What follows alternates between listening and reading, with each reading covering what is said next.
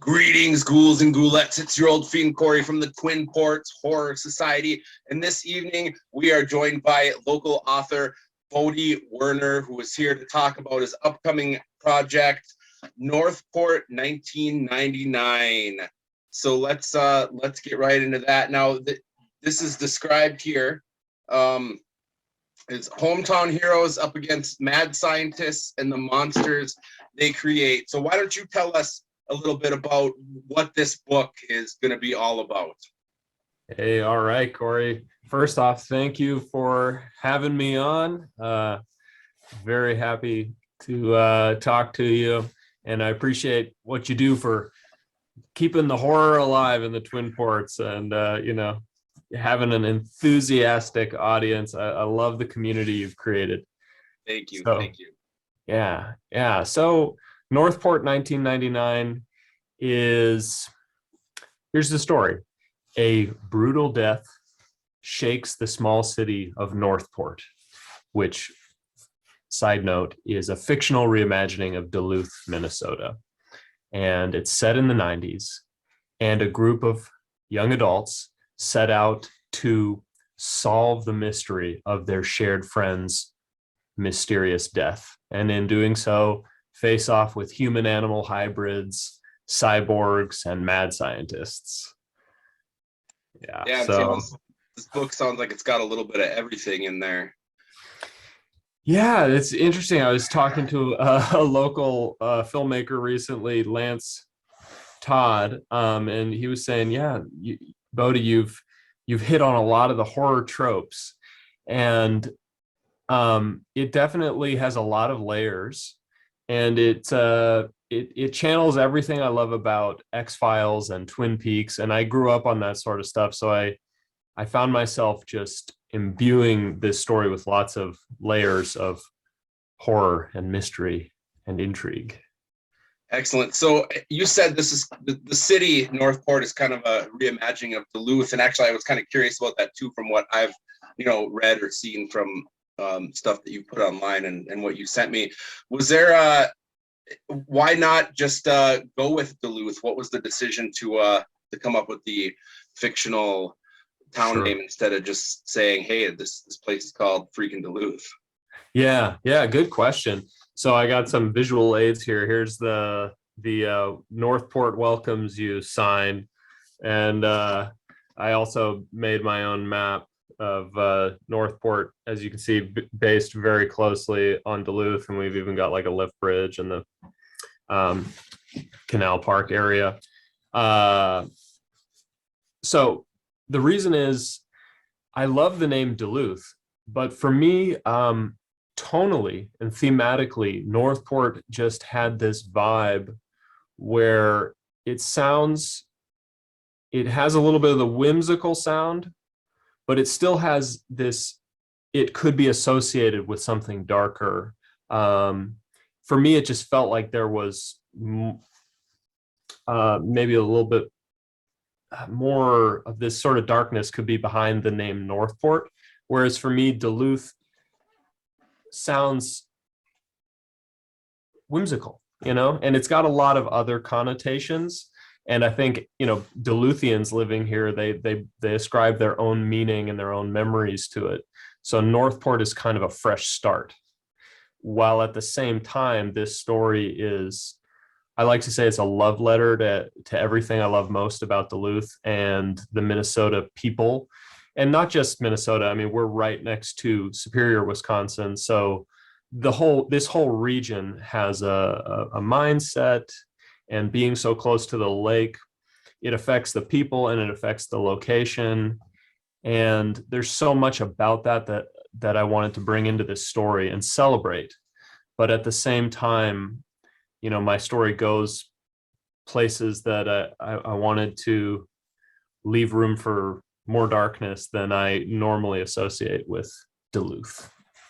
Yeah, and I suppose if you live in Duluth, you don't want to just write a story about Duluth. It's probably not that exciting for you. So I can see wanting to put a little bit more magic into that. So how about, so this takes place in the 90s. So let's talk about your decision there. I'm assuming a lot of it must take place in 1999, right before the turn of the century. Yes, right. Northport, 1999. Yeah, well, as a kid growing up in the 90s, it's got the nostalgic touchstone for me. And so I brought a lot of that into the story. I just really enjoy the sort of stroll down memory lane of, Nintendo 64 and brick cell phones and a time before the smartphone, and going into what it was like growing up then. I'm really enjoying kind of telling that story through the characters who are various different ages. So you get to experience what it's like being in the 90s from those different ages, which for me, I guess, is like being a child and having older siblings. I'm kind of telling both of our stories at the same time through the different characters. But 1999, because it's right on the cusp of, Y2K, and there's change ahead, and it's a time of trepidation. A lot of people worried about what's going to happen in Y2K, and is everything going to go haywire? Is, the missiles really going to go off? And so that has some thematic relevance right on the cusp, and like what's going to happen next. Yeah, I remember Y2K all too well. It was people were freaking out over all sorts of weird things, and nothing happened. So Yes. So with the 90s, was it a lot of this just from memory and like with you growing up in that area, or did you have to do a lot of research to kind of remember what the 90s were really like? Right. Yeah, well, for me, being a youngster in the 90s, my first decade. So a lot of it is going back, and, my memories weren't like fully formed. I was born in 1991. So, it was very early formative years for me, but going through what kind of media was I consuming, what TV shows was I watching, what video games was I playing. So for me, that was where I started. And then, doing a lot of research, and then realizing like, oh my goodness, The Matrix came out in 1999. Yeah. And like Blair Witch Project was so important back then. And the brick phones where we played Snake. And so going down those rabbit holes of like what to me was the most emotionally like 1999 vibe. And so anything beyond kind of the kid stuff of video games and music and TV, I had to do some more research. But yeah, I've definitely gone down the research rabbit hole. Nice. So one thing that you've been doing to promote this that I don't think anybody else I've talked to doing projects has done, so I'm kind of interested in hearing your thoughts on and experiences with this, is the Patreon or Patreon. I don't even know how to say it properly. Patreon? Is that how people say it? Yeah, I say Patreon because they all sound right. The root word is patron, is how I imagine it. So Patreon, yeah. That makes sense. So yeah, tell us about your decision to to get this book involved with that, and how that's going. Yeah, well, so right from the beginning, I wanted this to be like a creative community where people get involved and collaborate, whether it's just through their feedback, emotional support, or if they want to help out with the art or the other side projects. Like this is done in collaboration with a professional illustrator, Gus Trouth. And that's sort of where it started. Was though I was writing this story, I really wanted to collaborate with others, and Patreon felt like a great community to do that, to bring people in to support the project and hear their voice and hear their feedback. And that way I could release the novel in segments before it's actually published to the public. So Patreon members get access to the book right now. though it's not available to the public. They also get, the note cards and other gifts come in the mail. These are more by Gus Trouth. These are our main three characters. And so the reason for Patreon is it was a really good place to house the heart of the community, where all the exclusive content comes out, the early access content. And, we've been putting out posts every day for the last 22 days, and we've been putting out frequent posts months and months prior to that. And another thing people get when they sign up for the Patreon is they get their names credited in the back of the book as founding members of Northport. Nice. So if anybody's watching and they want to get involved with that, how do they find that and get involved, or is it too late? No, yeah, definitely. We are excited to grow the community. So patreon.com/Bodhi the Movie Maker. And Bodhi is spelled Bodhi. And or you can just go to northport1999.com. Excellent. I'll when I put this up, we'll share the link as well too then. So when does the book come out, and where are people going to be able to get that? Yeah, so right now, like I said, we're doing the novel, pun intended, way of sharing a book, which is through Patreon exclusively. But we are pitching the first novel, which is done. It's 80,000 words, to publishers and agents. Excuse me, I have a mosquito. Minnesota state bird. Jesus. Okay, so we're pitching the first novel to publishers and agents right now. And so that's kind of got us in a state of limbo, where the best way to share it with anybody at the moment is Patreon. So the actual publication date is still sort of up in the air, but soon is what we can say. All right. Well, yeah, definitely keep us updated with that in the group. So let's go back to some of that artwork you were showing us there. How did that collaboration kind of come up? And is that all just going to be exclusively in Patreon, or some of that going to be included in the book as well? Yeah, so my hope is to be putting art at least between every chapter. And here's a illustration I did with the book title behind it. Got the hazmat man here. This is these note cards are going out to Patreon members next month. This is to sort of celebrate a short film that we're making based on the book in the next couple months here. The hazmat man is going to play a starring role. Yeah, so early on, I knew I wanted to have concept art to help share the story. It's a very visual story for me. It came from wanting to make a film. So like all the imagery was right there in my head. And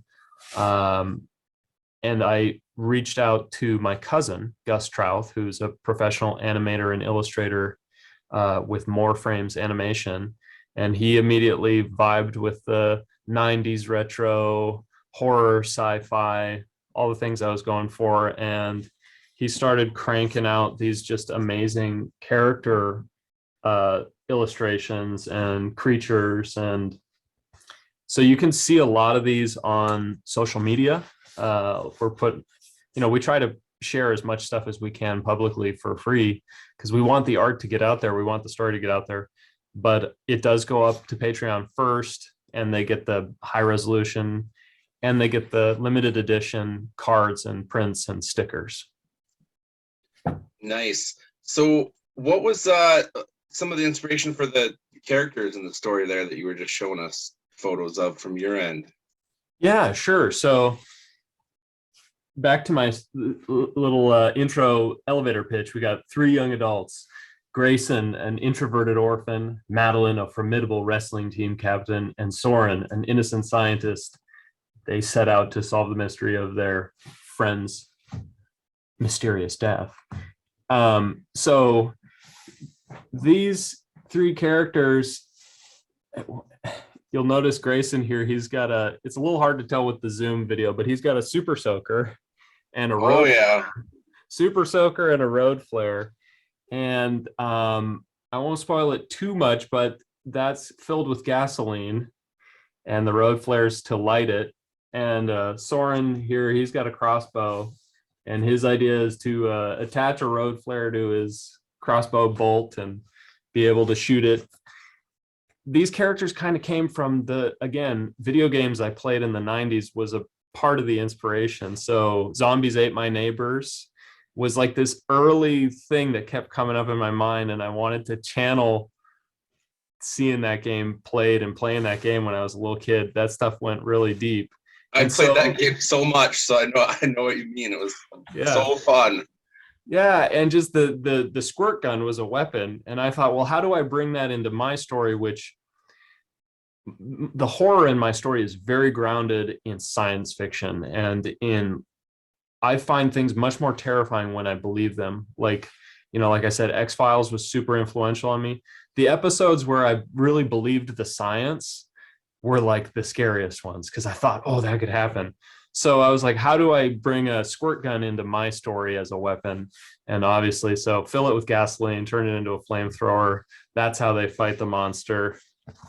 So, the inspiration for the characters, a lot of them come from those kind of media inspirations from the 90s, but also people in my life. Grayson is kind of autobiographical. He's a writer.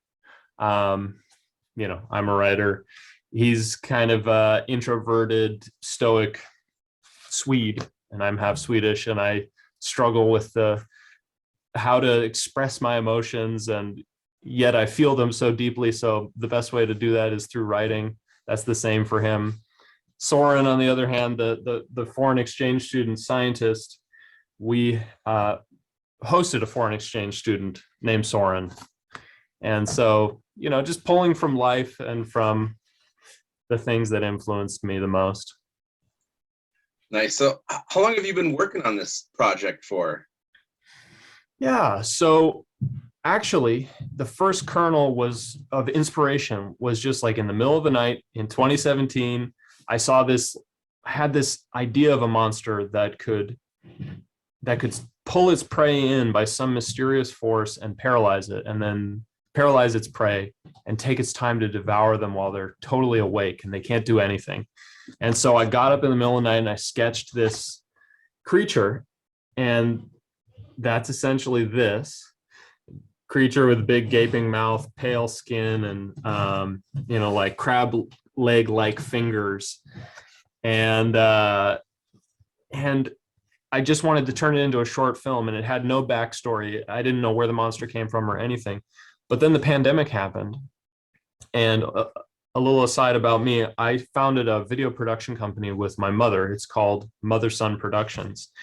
And I was working on pre-production on this short film. And she was like, okay, well, we're in the pandemic right now. How about you just tell me more about the story instead of shoot the short film, with all the actors I wanted to shoot it with. And so as I'm answering her questions about the story, I'm uncovering all these layers underneath it and the backstory. And that's where the book came from. And I started writing it in earnest when the pandemic started in 2020, and I had finished it basically a year later. It took me a year to really get through the first novel, and now I've plotted out the next two novels. We've made a bunch of little short film content. We've interviewed like 9 people on the Northport 1999 podcast. We've built this Patreon. We've done, like 50 plus illustrations.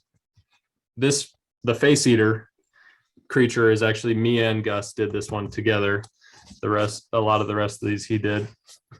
So it started as an inspiration in 2017, but it really just became like my full-time passion project at the beginning of the pandemic.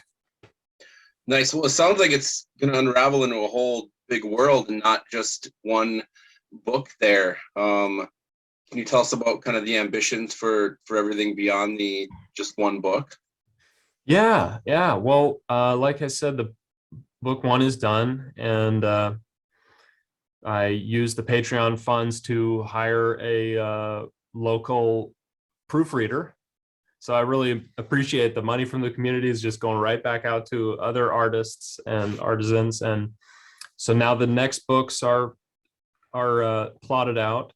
The original inspiration was to make a short film, and that's sort of been the whole thing, is to shoot a movie or a TV series about this here in Duluth, where it's located, Northport. And so writing the book was always just about telling the story in a way that I could get it out there the soonest and without the constraints of having to actually shoot it. And so, yes, I'm very ambitious, but it comes with good sides and bad sides. But my hope is for it to be a series of multiple books, and for it to eventually, the dream would be an episodic series. I'm starting small baby steps, so short films and graphic novel. It could be the next step after this first, official novel. Nice. Sounds awesome. So is this the first I mean, it sounds like you've been writing and working on film for years. Is this your first foray into horror or anything like this, or have you done any other types of horror projects in the past? Yeah, very interesting. So a little background about my writing. I no horror writing per se, but I've always gravitated towards the extremes of the human condition, like ordinary people thrust in extraordinary circumstances. And usually for me, that's like pretty dark stuff. So some of my previous screenplays and stuff could be called horror, but they were mostly about like crime. This is the first one with like lots of monsters and but before the pandemic, I made a short film about zombies. So I guess there's some horror, but that was called Zomedy because it was a zombie comedy. You can see that on Facebook. Our Mother Son Productions has a web series called The Creativity Show, and you can look that up on Facebook or YouTube. And so there's a monster there. But so this is my first time writing a novel, but my writing really started getting serious with screenwriting. And for a separate project, I got selected to Catalyst this year for a pilot episode screenplay. That project is called The Life of Claire, and it's actually based on my mother's memoir, which we also published during the pandemic. And so I'm going to be there pitching my screenplay for that project to, producers, and I might win a screenplay writing award and I might win a pitch award. I'm up for 2 awards. So I'll definitely be pitching Northport as well. It's a really cool opportunity to already be selected. So I'm going to be bringing both projects. Is there anything else you want to tell people about the other project that you're bringing there? Yeah. So like I said, Life of Claire, that's the name of the series, the working title of the series we're pitching. My mother's name is Claire Cooley, and her memoir, Incandescence, Rising Above Darkness, also prominently features Duluth. She started her art teaching career here in the 70s. And so her life story is stranger than fiction. I mean, she overcame so much. It's right there in the title, Rising Above Darkness. It's a truly wonderful story about a woman becoming a self-made, self-taught artist, thriving against all odds, coming from insane adversity in her upbringing. And yeah, so it's totally different end of the spectrum than Northport. It's a true story, but what we did with the episodic series pitch was we wanted to show the fledgling mind of an artist. Someone who is going through insane adversity at home, alcoholic, drug addicted, abusive family, and see how that informs their creative mind and kind of turns them into an artist through showing their imagination. So we're working with a true story, but we're also seeing into this little girl's mind as she's coping with everything that's going around her through her imagination. Wow, yeah, that sounds pretty intense in a much different way than your other story. So that's awesome. Good luck with that. When is that festival that's coming up, or is that next year? Yeah, so Catalyst Content Festival, which is headquartered here in Duluth. I'm a total evangelist about Catalyst. I love that it came here. The date is the festival is in September, end of September, early October. And for anybody who's a screenwriter or who has like a pitch or anything that you want to submit, the due date to that is the 25th of this month, 25th of June, 2022. And man, Catalyst moving here is kind of just mind blowing. I moved here in 2015 from California. We came here because Duluth is so supportive of the arts and such a good place to be an artist. Not to mention such a beautiful place with a rich history, and we're next to Lake Superior. But then in 2018, so 3 years after we moved here, Catalyst arrives. And I moved here to be able to free myself up to more pursue my career in film and TV, and to have Catalyst, the world's largest television festival, make its home here in 2018 was a mind-blowing opportunity. And we got involved right away and did everything we could to introduce them to everyone we knew and host events, and to see how much it's grown and the effect it's had on the local economy and the arts is really just monumental. Yeah, it's quite the thing for Duluth to get. So once again, good luck at that festival with the project there. Thank you. Let's see. We got a couple minutes left here. The little warning is coming up on my screen. I got to get rid of that. There we go. Let's just chat quickly about. You kind of mentioned, your love of X-Files and Stranger Things, Twin Peaks. I think you said it earlier too. So what were kind of the first horror-related things that you were into or influenced by, outside, whether it be those or outside of those? Sure, I'd say first thing that came to mind was Nightmare Before Christmas. In the most wholesome horror film out there, and the best in some ways. But yeah, growing up, kid in the 90s, you go to the movie rental place and get your VHSs, and growing up, with older kids around the house, I would often, sneak a peek at Species playing, and I wasn't supposed to watch that, or I wasn't supposed to watch Alien, or the Predator, or Predator rather. So all those like monster movies just went deep, and X-Files was a family favorite, so every week we'd be watching that.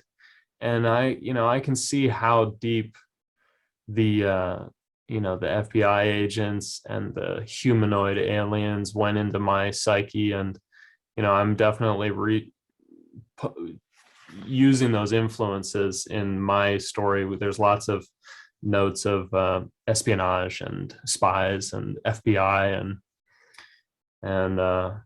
but yeah, then I'd say video games played a big role. But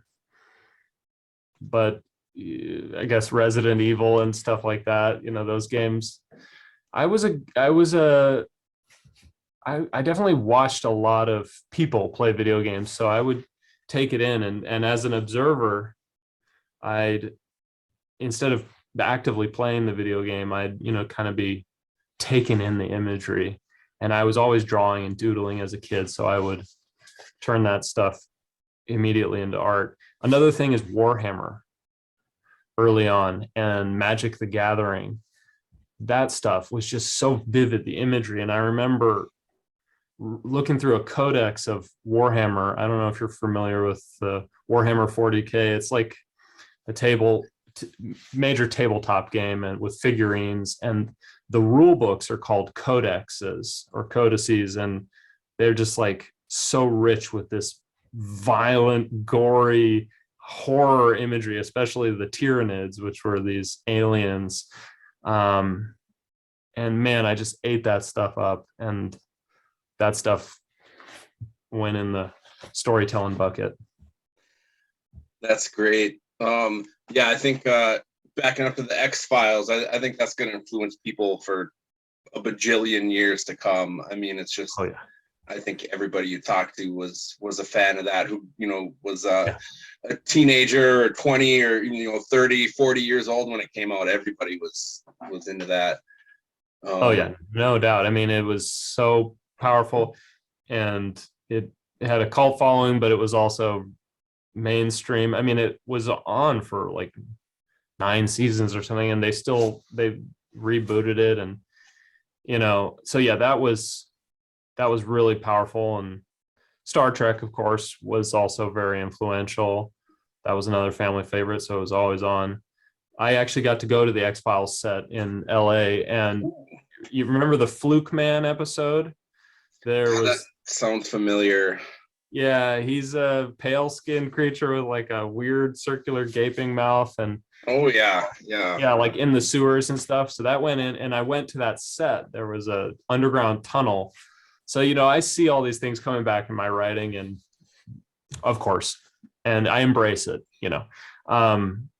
but yeah, X-Files. And one of the things that in rewatching it that I realize has influenced me a lot, especially now in my literary phase with this book, is when Mulder or Scully would narrate a portion of the episode at the beginning or the end, and they'd wax poetic and philosophical and tell us about, like, and say something thematic. And those were some of the gems that I took away in my most recent watch. Just this, like, kind of like the Twilight Zone, the way, oh man, how am I spacing on the guy's name? Rod Serling. Yeah, Rod Serling, right. So they would do some like Twilight Zone starting and ending in the X-Files, and that stuff is I think magical. Another smart thing that show was doing too is that they'd have a continuous story, but that they would only pepper that in between so many, Monster of the Week stories. So I think that casual viewers could still enjoy it too, and didn't feel like that the storyline was like, I mean, it was important, but you could still pop in and watch some episodes, and you didn't feel like you were missing out if you hadn't been all caught up. Yeah, exactly. It's a hybrid between an episodic and a serialized show where, like you're saying, there is a larger arc that covers the whole series, but there were episodes that were totally removed from that. And so, yeah, you could come in and at any time and just keep enjoying it. They really pioneered that new style of TV show that came to be really important now, where it's an arc over the whole thing. Gotta love X-Files. Yeah. Probably sit here and talk about that all night, but it looks like we're going to be wrapping things up here. So before we go, is there anything else you want to tell people about Northport 1999? Yeah, well, we're having a lot of fun. Our creative community over there, which includes local luminaries and, not to brag too much, but the co-founder of the Sundance Film Festival is one of our patrons. So if you want to join the likes of them and become part of our creative community, get access to the book, get your name credited in the back of the book, get awesome art from Gus and I, and others, please come join us at Patreon. It starts at $5 a month, and it's patreon.com/Bodhi the Movie Maker. And if you want to check it out, there's it's on Facebook as well. You can see all the public stuff. There's a public group. Just look up me, Bodhi Wener, or Northport Story on Facebook. Excellent. Well, I want to thank you again for chatting with us tonight, and everybody at home, stay safe and stay weird.